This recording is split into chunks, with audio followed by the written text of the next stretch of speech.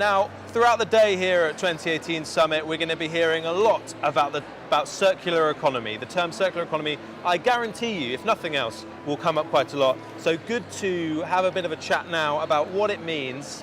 Some of you may be familiar, some less so.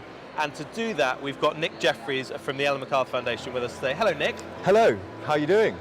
Doing good. Pretty good. Are you enjoying Summit so far? Yeah, I love it. I mean, I just arrived about 10 minutes ago, but it's looking great. The venue's looking great. Fashionably late, were you? People will see. You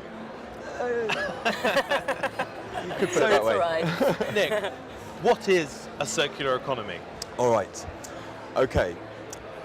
Say you were asked to give some advice on how to live your life. Yeah. Maybe you'd say, be brave, be honest, be kind, be inquisitive. The circular economy, just like life, needs some basic principles to abide by. And so I'd say at the very basic level, the circular economy is about designing out waste and externalities, keeping resources in loops, in cycles, and regenerating natural capital. But maybe that's a little bit too theoretical or something. You need to, be a little bit more practical, a bit abstract, yeah. And so I would say a starting point is a key tool is system thinking. The economy is a complex system, it's huge. There are connections between all the players in the economy, and so you need to think in that way. I always like that quote by Wendell Berry, which seems to encapsulate this. Do unto those downstream as you would those upstream do to you. That's sort of encapsulated quite nicely. Another thing I find quite useful is that some people describe it as inspired by living systems. So, what does that mean exactly? So how I see it is that the economy is like, it's an ecosystem of businesses, but that ecosystem of businesses is nested within a bigger ecosystem, the environment. So many people talk about recycling, remanufacturing, leasing. Is that also circular economy? Yeah, I think that's part of the picture. It's not the complete picture. I mean, one way that we imagine it is as a sort of as having two cycles. You have a technical cycle and a biological cycle. What I mean by technical cycle is it's stuff that you use, mainly from finite resources.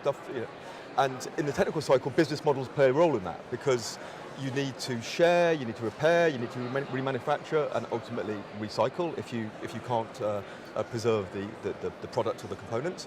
So recycling is part of it, but it's not the whole picture. And then on the other side, you have the organic or the biological cycle, that stuff that you consume, and the key driver in that is you need to get that back to the biosphere to regenerate the natural capital, that key third principle. But along the way, you can cascade out valuable other products and stuff. So it's still quite theoretical. Do you have some examples I know you have loads of them. Do you want to talk about a few examples? Well, breakfast. What do you eat? What do you drink at breakfast typically? Where do you get your vitamins? You have your orange juice here, don't you? I've got some orange juice. You have some orange juice? Sorry, I haven't had orange juice today. You can have a sip of that. There you Is go. that freshly squeezed? Because what I've got down here is I've just been squeezing them from some oranges myself. That's good incredible. juice. Yeah. Do you like that? That's very good juice. Thank you for that. Okay, well, let's take the oranges example. How convenient. Yes. Right. Oranges. In Netherlands, I think which is where you come from, which is, orange is your colour. I understand that 250 million kilos of orange peels, once you've squeezed them, are thrown away each year. That's about like half a large skyscraper. Do you reckon that's pretty average, or in Netherlands they just Netherlands really love their orange juice? I mean, they do. I mean, they're a very healthy country, as you can tell, and so yeah. I mean, but I'd say it was about average. Let's say it's about average, yeah.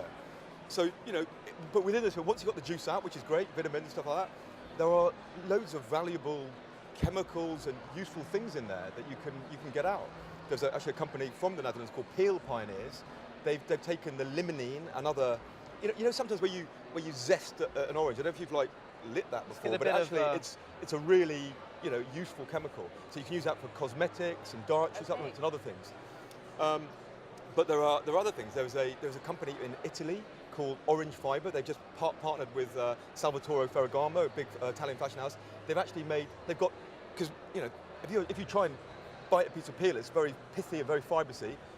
Not good for food, but actually very good for other things like fabrics. And so they've made a lovely a dress material out of orange peel. Entocycle, that's a company, it's a startup in the UK.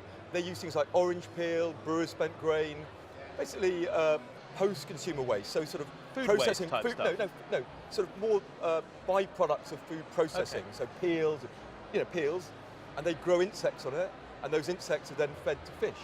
So it's a much more, better way of feeding fish than dredging our oceans. My favourite orange peel story, though, is in the 90s, a juice company, a citrus company, they dumped 1,000 truckloads of orange peels on this barren pasture, which is on the edge of a tropical forest, completely barren, and then they left it.